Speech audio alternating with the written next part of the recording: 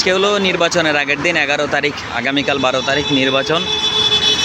ঢাকা মোটামুটি ফাঁকা হয়ে গেছে। লোকাল বাস যেটা থাকার কথা সেটাও নেই, যদিও কথা ছিল গণপরিবহন চলবে।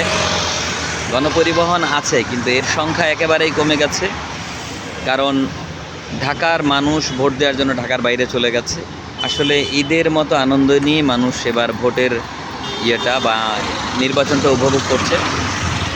সে কারণে আমরা যারা ঢাকার ভেতরে থাকছি, প্রয়োজনে অফিস করছি, বাসায় আমরা যারা ঢাকায় থাকছি প্রয়োজনে অফিস করতে হচ্ছে, তাদেরকে আসলে বের হতে হচ্ছে। যাদের গাড়ির নির্বাচনের স্টিকার আছে তারা তো গাড়ি ব্যবহার করতে পারছে, তাছাড়া একেবারে সীমিত পরিসরে গাড়ি চলছে। বাইক বলি বা অন্যান্য যানবাহন যাই বলি, নিয়মের বাইরে কেউ চলতে পারছে না।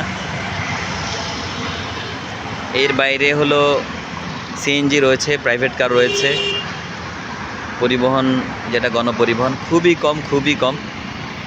তাই বেশ কিছুক্ষণ দাঁড়িয়ে থাকলেও গাড়ি পাওয়া যাচ্ছে না। ভোগান্তি বলি আর যাই বলি, কিছু মানুষের চলাচলে কষ্ট হচ্ছে। অনেকক্ষণ দাঁড়িয়ে থেকেও গাড়ি পাওয়া যাচ্ছে না, আধা ঘন্টা 1 ঘন্টা দাঁড়িয়ে থাকতে হচ্ছে ঢাকার এক জায়গা থেকে আরেক জায়গায় যাওয়ার জন্য। সহজে লোকাল বাস বা গণপরিবহন পাওয়া যাচ্ছে না।